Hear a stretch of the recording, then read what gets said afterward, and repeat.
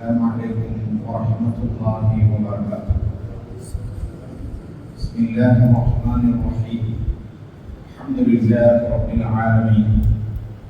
الصلاة والسلام على سيد المرسلين وعلى آله وصحبه أجمعين. أما بعد.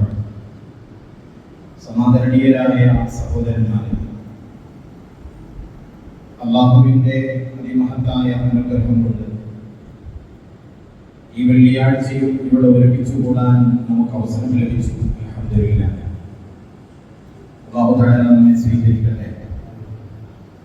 ലോക മുസ്ലിമീങ്ങളുടെ മനസ്സും ശരീരവും പുണ്യഭൂമിയിലേക്ക് യാത്ര ചെയ്തുകൊണ്ടിരിക്കുന്ന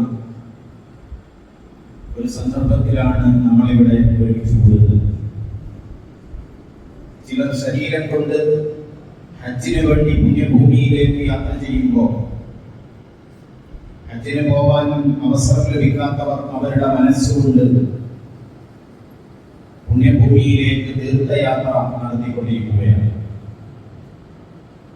നമുക്കറിയാം, പരിശുദ്ധമായ മക്ക, അതേപോലെ മദീന, ഇത് രണ്ടും വിശ്വാസികളെ സംബന്ധിച്ചിടത്തോളം ഈ രണ്ട് നാടിനെയും സ്നേഹിക്കലും ബഹുമാനിക്കലും അവരുടെ വിശ്വാസവുമായി ബന്ധപ്പെട്ടുകൊണ്ട് നിലകൊള്ളുന്നതാണ്.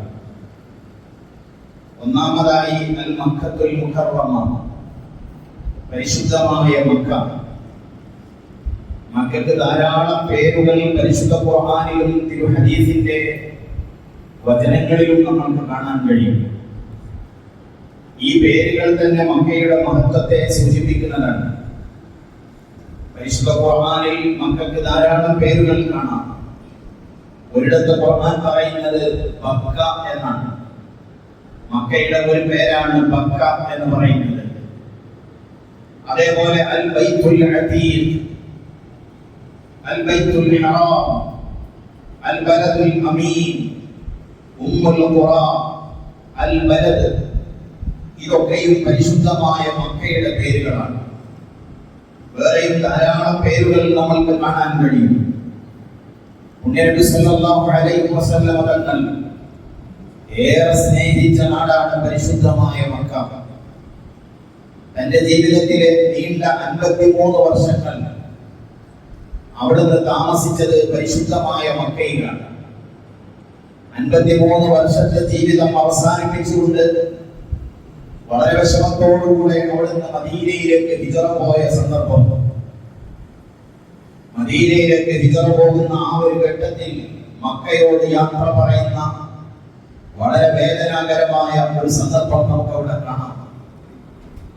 പരിശുദ്ധ മക്കയിൽ നിന്ന് വിട പറഞ്ഞു പോകുമ്പോൾ അവിടുന്ന് മക്കയോട് പറഞ്ഞ ചില വാക്കുകളുണ്ട് ഹദീസിന്റെ താളുകളിൽ.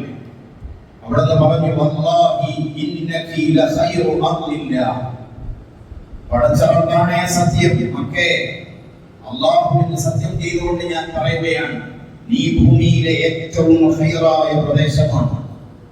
വഅഹബ്ബു അർളില്ലാഹി ഇലല്ലാഹ്, അല്ലാഹുവിന് ഏറ്റവും ഇഷ്ടമുള്ള നാടാണ് മക്കേ നീ എന്ന് പറയുന്നത്. വലൗലാ അന്നി ഉഖ്രിജ്തു മിൻകി മാ ഖറജതു, അല്ലാഹുവാണ് സത്യം, എന്റെ നാട്ടുകാർ എന്നെ പുറന്തള്ളിയില്ലായിരുന്നുവെങ്കിൽ ഞാൻ ഈ മക്ക വിട്ട് പോകില്ലായിരുന്നു എന്ന് അവിടുന്ന് മക്കയോട് യാത്ര പറയുന്ന ഒരു സന്ദർഭമുണ്ട്. എന്താണ് മക്കയ്ക്ക് എത്ര വലിയ പ്രത്യേകത? ഒരുപാട് കാരണങ്ങൾ അതിനുണ്ട്. ഒന്നാമതായി, ഈ പ്രപഞ്ചം മുഴുവൻ സൃഷ്ടിച്ച് പരിപാലിക്കുന്നവൻ അല്ലാഹുവാണ്. അല്ലാഹു മനുഷ്യ ജിന്നുകളെ സൃഷ്ടിച്ചത് അവനെ ഇബാദത്ത് ചെയ്യാൻ വേണ്ടിയാണ്. അല്ലാഹുവിനെ ഇബാദത്ത് ചെയ്യാൻ വേണ്ടി ഭൂമിയിൽ നിർമ്മിക്കപ്പെട്ട പ്രഥമ മസ്ജിദ് മക്കത്തെ മസ്ജിദുൽ ഹറാം, പരിശുദ്ധ കഅബാലയമാണ്. അല്ലാഹുവിന്റെ ഖുർആൻ പറയുന്നു, ഇന്ന അവ്വല ബൈത്തിൻ വുദിഅ ലിന്നാസി ലല്ലദീ ബിമക്കത മുബാറകൻ വഹുദൻ ലിൽ ആലമീൻ. ഭൂമിയിലെ ഒന്നാമത്തെ മസ്ജിദ്, മനുഷ്യർക്ക് അല്ലാഹുവിനെ ഇബാദത്ത് ചെയ്യാൻ വേണ്ടി നിർമ്മിക്കപ്പെട്ട പ്രഥമ പള്ളി, അത് മക്കത്തെ പള്ളിയാണ്. ഫീഹി ആയാതുൻ ബയ്യിനാതുൻ മഖാമ ഇബ്രാഹീം, അവിടെ ഒരുപാട് ദൃഷ്ടാന്തങ്ങളുണ്ട്. അതിൽ ഒന്നെണ്ണി മഖാമ ഇബ്രാഹീം, ഞാൻ അതിനെ കുറിച്ച് പിന്നീട് പറയാം. യതൂഫൂന ബിഹി, ആ പരിശുദ്ധ കഅബയാണ് ജനങ്ങൾ തവാഫ് ചെയ്യുന്നത്. വയുസല്ലൂന ഇലൈഹി, ലോക മുസ്ലിമീങ്ങൾ നിസ്കരിക്കുന്നത് പരിശുദ്ധ കഅബയിലേക്ക് തിരിഞ്ഞുകൊണ്ടാണ്. വിശുദ്ധപുരത്താൽ മസ്ജിദുൽ മദീനയുടെ ഖിബ്ല പരിശുദ്ധ കഅബയിലേക്ക് തിരിഞ്ഞിട്ടാണ്. അപ്പോൾ ലോക മുസ്ലിമീങ്ങളുടെ ഖിബ്ലയാണത്. വയഅതകിഫൂന ഇൻദ, ലോകത്തിന്റെ ദിഗന്ധങ്ങളിൽ നിന്ന് വരുന്ന വിശ്വാസികൾ ഇഅ്തികാഫ് ലക്ഷ്യമാക്കി വരുന്നത് പരിശുദ്ധ മക്കത്തെ പള്ളിയിലേക്കാണ്. വളരെ പരിശുദ്ധമാണ്. അതിനെ ബഹുമാനിക്കാനുള്ള ഒരു കാരണം അത് തന്നെയാണ്. ഇനി നോക്കൂ നിങ്ങൾ, ഇസ്ലാമിന്റെ 5 പഞ്ചസ്തംഭങ്ങൾ, ഇസ്ലാം കാര്യങ്ങൾ 5 എണ്ണമാണ്. അതിൽ 4 സ്ഥലകാല വ്യത്യാസമില്ലാതെ മനുഷ്യർക്ക് ചെയ്യാൻ സാധിക്കുന്നതാണെങ്കിൽ, ഇസ്ലാമിന്റെ പഞ്ചസ്തംഭങ്ങളിൽപ്പെട്ട 5ാമത്തെ ഹജ്ജ്, അത് പരിശുദ്ധ മക്കയിൽ വെച്ചുകൊണ്ട് മാത്രം നിർവഹിക്കാൻ കഴിയുന്ന ഒരു ഇബാദത്താണ്. ബാംഗ്ലൂരിൽ വെച്ചുകൊണ്ട് ഒരാൾക്ക് ഹജ്ജ് ചെയ്യാൻ കഴിയില്ല, ലോകത്തെവിടെ വെച്ചും കഴിയില്ല. അത് പരിശുദ്ധ മക്കയിൽ വെച്ചുകൊണ്ടാണ്. പരിശുദ്ധ മക്കയുടെ വളരെ വലിയ ഒരു പ്രത്യേകതയാണത്. ഇനി നോക്കൂ നിങ്ങൾ, പരിശുദ്ധ ഇസ്ലാം ലോകത്തിന് വെളിച്ചം വീശിക്കൊണ്ട് ഇസ്ലാം, ആ ഇസ്ലാമിന്റെ പൂർത്തീകരണം, പരിശുദ്ധ ഖുർആന്റെ അവതരണം, ഇതൊക്കെയും പരിശുദ്ധ മക്കയിൽ വെച്ചുകൊണ്ടാണ് നമ്മൾക്ക് കാണാൻ സാധിക്കും. ഖുർആന്റെ അവതരണം ആരംഭിച്ചത് അവിടെയാണ്. അതേപോലെ തന്നെ മുസ്ലിമീങ്ങളുടെ സംഗമഭൂമി, ലോക മുസ്ലിമീങ്ങളുടെ മഹാസമ്മേളനം, അറഫ സംഗമം നടക്കുന്നത് പരിശുദ്ധമായ മക്കയിൽ വെച്ചുകൊണ്ടാണ്. ലോകത്തിന്നും അത്ഭുതമായി നിലകൊള്ളുന്ന ഒരുപാട് സംഗതികൾ, മാഉ സംസം, അതേപോലെ പരിശുദ്ധമായ മിന. മിന എന്താണ് ഇത്ര വലിയ അത്ഭുതം? ഹാജിമാർ ദുൽഹജ്ജ് 8-ാം തീയതി മിനയിലേക്ക് പോകും. അയ്യാമു തശ്രീഖിന്റെ ദിവസങ്ങളിൽ അവരവിടെ ഉണ്ടാകും. അവിടെ വെച്ചുകൊണ്ട് അവർ കല്യാണത്തിന് പോകും. എന്താണ് മിനയ്ക്ക് ഇത്ര വലിയ പ്രത്യേകത? ഹദീസിൽ കാണാം, വഅൻ അബീ ദർദാ റളിയല്ലാഹു അൻഹു ഖാൽ, മഹാനായ അബൂ ദർദാ തങ്ങളിൽ നിന്ന് നിവേദനം ചെയ്യുന്നു.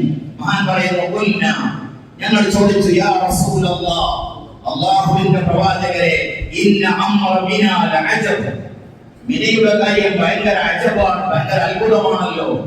എന്താണ് മിനയ്ക്ക് ഇത്ര വലിയ പ്രത്യേകത? വഹിയ ദയ്യിഖത്തുൻ, മിന എന്ന് പറയുന്ന ഒരു പ്രദേശം ഇടുങ്ങിയ ഒരു പ്രദേശമാണ്. ആലോചിച്ച് നോക്കൂ, സ്വഹാബത്ത് അന്ന് ചോദിച്ചു. ഇന്ന് മിനയിൽ ഒരുപാട് സംവിധാനങ്ങളുണ്ട്, എന്നാലും മിന ഒരു ഇടുങ്ങിയ ഒരു സ്ഥലമാണ്.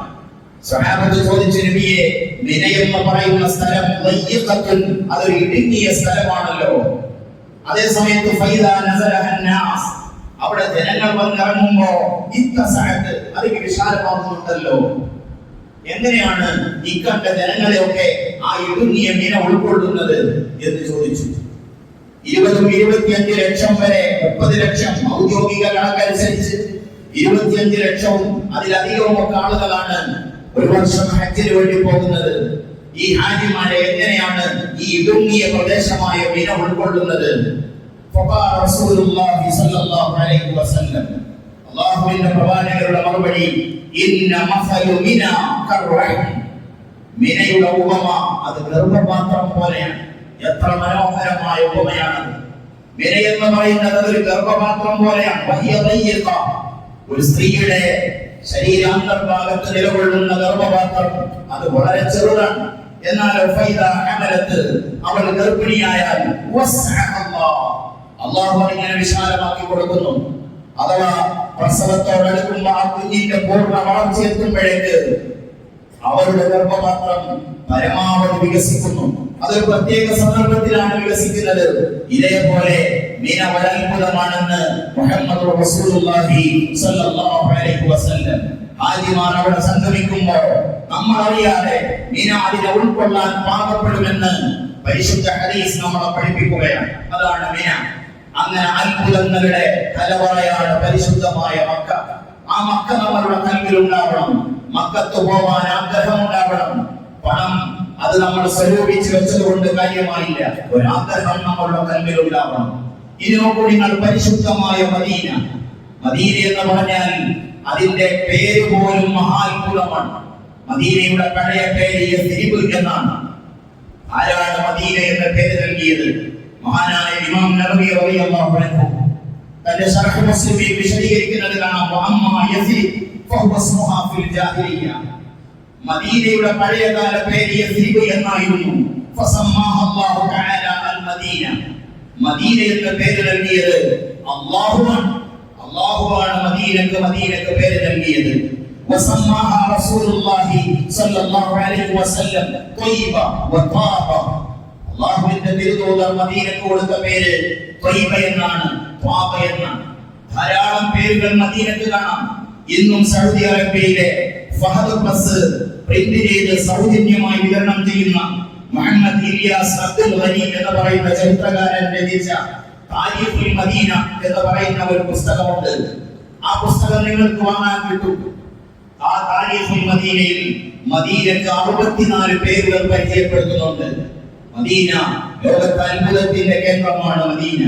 ഇനി നോക്കൂ നിങ്ങൾ, ഹദീസിൽ തന്നെ കാണാം റസൂലുള്ളാഹി സ്വല്ലല്ലാഹു അലൈഹി വസല്ലം അല്ലാഹു റസൂൽ പറയുന്നു അൽ മദീനത്തു ഖുബ്ബത്തുൽ ഇസ്ലാം വദാറുൽ ഈമാൻ വഅർദുൽ ഹിജ്റ വമുബവ്വഉൽ ഹലാൽ വൽ ഹറാം.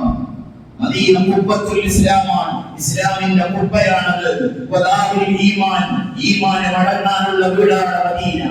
വഅർദുൽ ഹിജ്റ, അത് ഹിജ്റയുടെ മണ്ണാണ്. വമുബവ്വഉൽ ഹലാൽ വൽ ഹറാം, ലോകത്തിൽ സത്യവും അസത്യവും വേർതിരിച്ചു കൊടുത്ത നാടാണ് മദീന. ആ മദീനയുടെ ധാരാളം മഹത്വങ്ങൾ നമുക്ക് കാണാൻ കഴിയും. ഇമാം ബുഖാരി സഹീഹുൽ ബുഖാരിയിൽ ഉദ്ധരിക്കുന്ന ഒരു ദുആ കാണാം.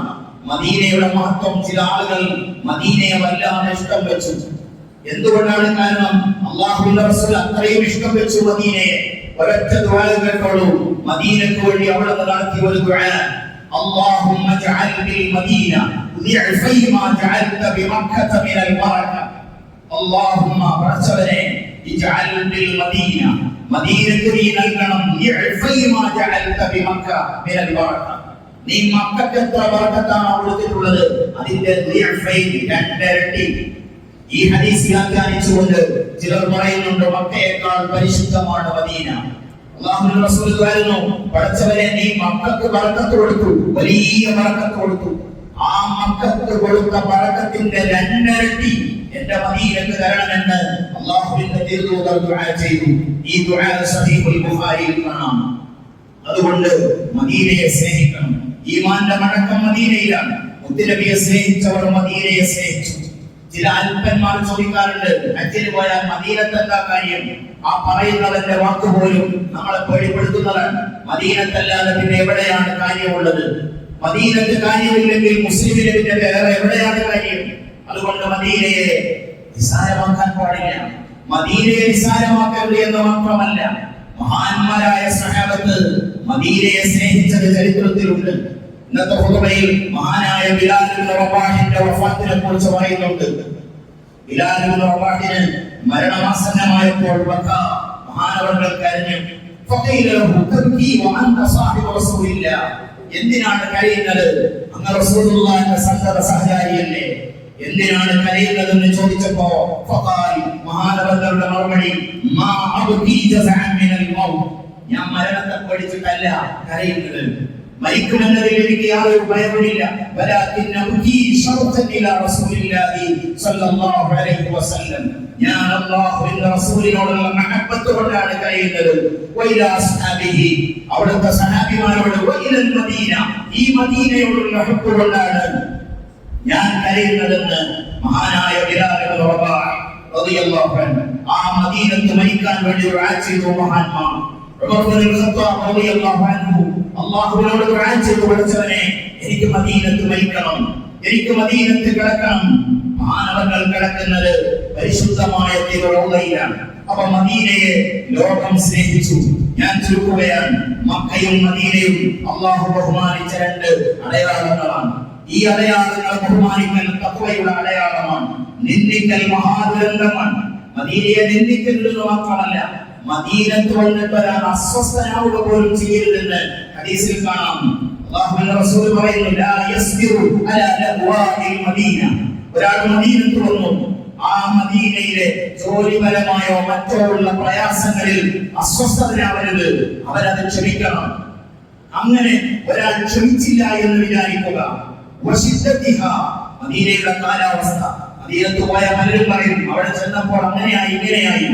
അവിടെ നിന്ന് പറഞ്ഞു, അവിടെയുള്ള മറ്റു കാരണങ്ങൾ ശാരീരികമോ മാനസികവുമായ വല്ല പ്രയാസങ്ങളും മദീനത്ത് വന്നിട്ട് ഒരു മനുഷ്യൻ ക്ഷമിച്ചാൽ ഇല്ലാ കുന്തു ലഹു ഷഹീദൻ ഔ ഷഫീഅൻ യൗമൽ ഖിയാമ. ഖിയാമത്ത് നാളിൽ ഞാൻ അവരെ സാക്ഷി പറഞ്ഞിട്ടില്ലെങ്കിൽ പിന്നെ എന്താണ്? തീർച്ചയായും എന്റെ മദീനത്ത് വന്ന് അവിടെയുള്ള പ്രയാസങ്ങൾ സഹിച്ചവന് ഞാൻ നാളെ സാക്ഷി പറയും, ഞാൻ നാളെ അവന് ശഫാഅത്ത് ചെയ്യുമെന്ന് മുഹമ്മദുർ റസൂലുള്ളാഹി സ്വല്ലല്ലാഹു അലൈഹി വസല്ലം. അപ്പോൾ നമ്മളുടെ ഖൽബിൽ മക്കയും മദീനയും കടന്നു വരട്ടെ. പരിശുദ്ധ ഭൂമിയിൽ ഒരുമിച്ച് കൂടാൻ അല്ലാഹു തആല നമ്മളെ സഹായിക്കട്ടെ. ഹജ്ജും ഉംറയും സിയാറയും ചെയ്യാൻ അല്ലാഹു നമ്മൾക്ക് തൗഫീഖ് തരട്ടെ. ഈ വർഷം നമ്മിൽ നിന്ന് ഹജ്ജിന് പോകുന്ന എല്ലാവർക്കും മഖബൂലും മബ്റൂറുമായ ഹജ്ജും ഉംറയും സിയാറയും ചെയ്യാൻ അല്ലാഹു തൗഫീഖ് നൽകട്ടെ. ഇന്നത്തെ കളക്ഷൻ നമ്മുടെ ഒരു വിരുന്നുകാരനായി ഒരു ഫലസ്തീൻ സഹോദരൻ അഹ്മദ് എന്ന് പറയുന്ന ഒരു ഫലസ്തീനി, അദ്ദേഹത്തിന്റെ ബാലൻ നമ്മുടെ പള്ളിയിൽ വന്നിട്ടുണ്ട്. അല്ലാഹു തആല ഫലസ്തീനിന് സമാധാനം കൊടുക്കട്ടെ. പരിശുദ്ധ ഭൂമിയിൽ വളരെ പ്രയാസങ്ങൾ നിറഞ്ഞ സംഭവ വികാസങ്ങൾ അരങ്ങേറിക്കൊണ്ടിരിക്കുകയാണ്. അപ്പൊ അദ്ദേഹം നമ്മളോട് സഹായം ആവശ്യപ്പെട്ടിട്ടുണ്ട്. ഇന്നത്തെ നമ്മുടെ സഹായം അദ്ദേഹത്തിന് വേണ്ടിയാണ്, അദ്ദേഹത്തിന്റെ കുടുംബത്തിന് വേണ്ടിയാണ്. എല്ലാവരും സഹായിക്കണം. അതേപോലെ നമ്മുടെ മദ്രസയുടെ തുടക്കം കുറിക്കുന്നത് ജൂൺ 1-ാം തീയതിയാണ്. ഇൻഷാ അല്ലാഹ് നമ്മുടെ മക്കളെ ഒക്കെ മദ്രസയിലേക്ക് പറഞ്ഞേക്കണം. അതിന്റെ അഡ്മിഷൻ ആരംഭിച്ചിട്ടുണ്ട്. കഴിഞ്ഞ വർഷം നമുക്കറിയാം, നമ്മളെയൊക്കെ അത്ഭുതപ്പെടുത്തിയ, നമ്മളെ മാത്രമല്ല 10,000-കണക്കിന് മദ്രസകളെ പോലും അത്ഭുതപ്പെടുത്തുന്ന രീതിയിൽ ഈ യശോദപുരത്തെ ചെറിയ ഒരു മദ്രസ 9 ടോപ്പേഴ്സുമായി മികച്ചു നിന്നത് നമ്മളൊക്കെ കൺകുളിർമയോടുകൂടെ കണ്ടു. അത്രയും ബൃഹത്തായ വിജയം കരസ്ഥമാക്കിയ ഒരു സ്ഥാപനമാണ് നമ്മുടെ മദ്രസ. അപ്പോ ഏതെങ്കിലും കുട്ടികൾ അഡ്മിഷൻ എടുക്കാൻ ബാക്കിയുണ്ടെങ്കിൽ, സൗകര്യങ്ങളൊക്കെ പരിമിതമാണെങ്കിലും നമ്മുടെ മദ്രസയിലേക്ക് എല്ലാവരെയും പറഞ്ഞേക്കണം. ഇൻഷാ അല്ലാഹ് 7-ാം തീയതി അതിന്റെ പ്രവേശനോത്സവം നടത്തുന്നുണ്ട്. ആബാലവൃത്തം ജനങ്ങൾ ഇൻഷാ അല്ലാഹ് അതിൽ പങ്കാളികളാവണം. തന്റെ മകന്റെ വിവാഹം ഭംഗിയായി നടക്കാൻ വേണ്ടി ഒരു പിതാവ് ദുആ ചെയ്യാൻ പറഞ്ഞിട്ടുണ്ട്. അദ്ദേഹത്തിന്റെ കുടുംബത്തിൽ കൺകുളിർമയാവുന്ന രീതിയിൽ ഒരു പ്രയാസങ്ങളുമില്ലാതെ അല്ലാഹു റാഹത്തിലാക്കി കൊടുക്കട്ടെ. ആ കുടുംബത്തിൽ അല്ലാഹു സന്തോഷം നൽകട്ടെ. അൽഹംദുലില്ലാഹി റബ്ബിൽ ആലമീൻ. വസ്സലാമു അലൈക്കും വറഹ്മത്തുള്ളാഹി വബറകാതുഹു.